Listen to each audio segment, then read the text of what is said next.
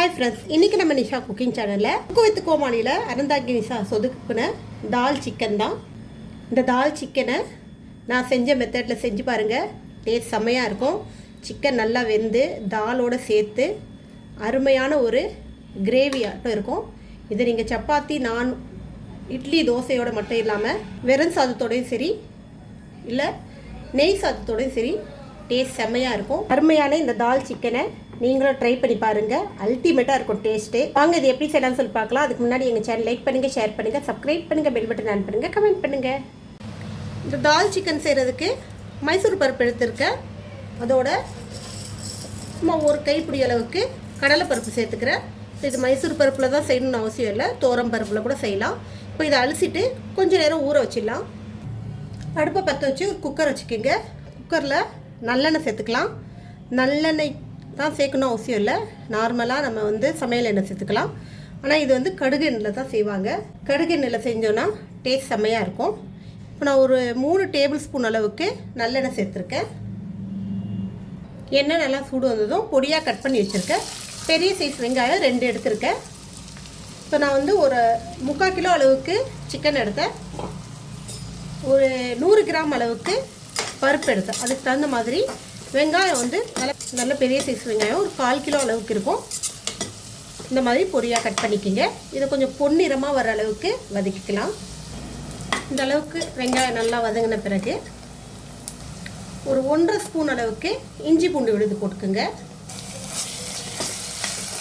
இஞ்சி பூண்டு விழுது நல்லா பச்சை வாசனை போகிற அளவுக்கு நல்லா வதக்கணும். இப்போ இதில் தக்காளி சேர்த்துக்கலாம். தக்காளி ஒரு மீடியம் சைஸில் 2 தக்காளி எடுத்திருக்கேன். இப்போது தக்காளி இந்த அளவுக்கு நல்லா வதக்கியாச்சு. இதில் போட வேண்டிய மசாலா சொல்லிடுறேன். 1/2 ஸ்பூனு மஞ்சள் பொடி, 2 ஸ்பூனு மிளகா பொடி, தனி மிளகா பொடி, 2 ஸ்பூனு தனியா பொடி, 1/2 ஸ்பூனு மிளகு பொடி, 1/2 ஸ்பூனு பெருஞ்சீரக பொடி, 1 ஸ்பூனு ஜீரக பொடி, 1/2 ஸ்பூனு கரம் மசாலா. ஸோ நான் கரம் மசாலா சேர்க்குறேன். கரம் மசாலா தவிர்த்து வேறு எந்த மசாலாவும் முழு மசாலா சேர்க்கலை. பட்டை, லவங்கம், ஏலக்காய் எதுவுமே சேர்க்கலை. கரம் மசாலா தான் இதுக்கு ஃப்ளேவர் கொடுக்கும். ஸோ இந்த மசாலா எல்லாம் சேர்த்து 1 நிமிஷம் வதக்கிக்கலாம். மசாலா எல்லாம் நல்லா வதக்கி ஆயிடுச்சு. 1 நிமிஷம். இப்போ க்ளீன் பண்ணி வச்ச சிக்கன் சேர்த்துக்கலாம். இப்போ சிக்கன் சேர்த்த பிறகு இந்த சிக்கனில் தண்ணியெல்லாம் விடாமல் ஒரு 2 நிமிஷம் இதை நல்லா இந்த மசாலா ஃபுல்லாக இதில் ஏறுற அளவுக்கு அப்படியே நம்ம இதை வதக்கணும். இந்த மசாலாவிலேயே நல்லா வதங்கின பிறகு நம்ம ஒரு 2 நிமிஷம் ஒரு 2 தட்டு போட்டு மூடி வச்சிடணும். குக்கர் மூடி போட தேவையில்லை, சும்மா நார்மல் பிளேட் ஏதாவது போட்டு மூடி வச்சுருங்க. இந்த சிக்கனில் உள்ள ஜூஸ் எல்லாம் நல்லா இறங்கணும். இப்போ இதில் உப்பு சேர்த்துக்கலாம்.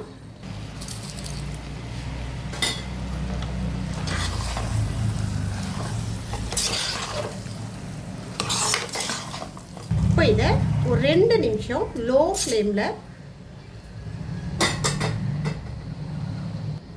மூடி வச்சிடலாம். ஒரு 2 நிமிஷம் கழிச்சு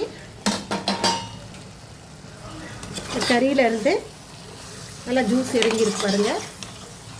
மசாலாவும் கறியோட நல்லா சேர்ந்துருக்கும். இப்போ இதில் நம்ம ஊற வச்ச இந்த தால் பருப்பை சேர்த்துக்கலாம்.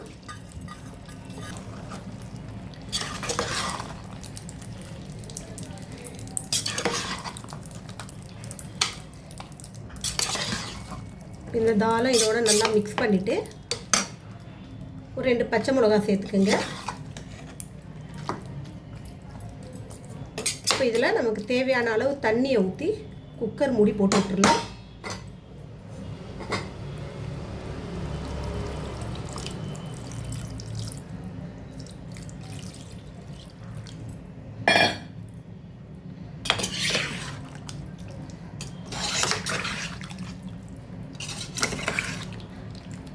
மைசூர் பருப்புன்றதால ஆல்ரெடி ஊறி இருக்கிறதுனால சீக்கிரம் வெந்துடும். ஒரு 2 விசில்லையே வேக வச்சிடலாம். நமக்கு கறியும் ஓரளவுக்கு இப்போ வெந்திருக்கிறதுனால கறியை சீக்கிரம் வெந்துடும்.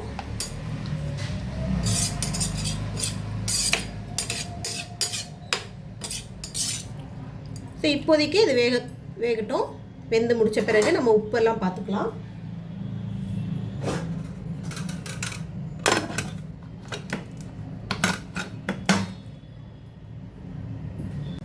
குக்கரில் 2 விசில் வச்சு எடுத்தாச்சு. நமக்கு சிக்கன் தால் நல்லா சூப்பராக ரெடி ஆகிடுச்சு பாருங்கள். இப்போ இதுக்கு இன்னும் வேலை முடியல, இன்னும் ஒரு ஸ்டெப் இருக்குது. ஃபஸ்ட்டு இந்த தால் ஃபுல்லாக நம்ம இந்த கரண்டியாலேயே நல்லா மசிக்கிற மாதிரி மிக்ஸ் பண்ணிக்கோங்க, சிக்கன் உடையாமல்.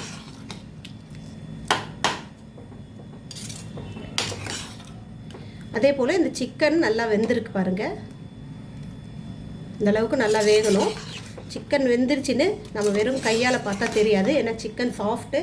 நம்ம வந்து கையால் பார்க்கும்போது வெந்த மாதிரி இருக்கும்.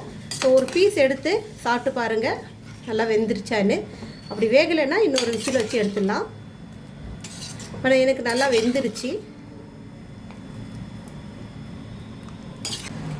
தாலும் நல்லா மசிஞ்சிருச்சு பாருங்கள். இந்த சமயத்தில் நம்ம இந்த கடலைப்பருப்பு எதுக்கு போட்டோன்னா, இந்த மாதிரி தனியாக முழுசாக சிக்கனோட சாப்பிடும்போது நல்லா டேஸ்ட்டாக இருக்கும், அதுக்காக போட்டது. விருப்பம் இல்லைன்னா அவாய்ட் பண்ணிக்கலாம். இப்போ இதில் ஒரு எலுமிச்சப்பழம் சாறை எடுத்து ஊற்றிக்கிங்க.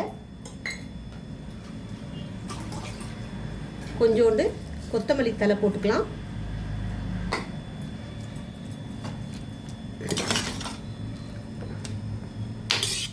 இந்த அளவு திக்னஸ் போதும்னா ஓகே. நீங்கள் இதை வச்சு சாதத்தோட சப்பாத்தி, தோசை, இட்லி கூட சாப்பிட்லாம்.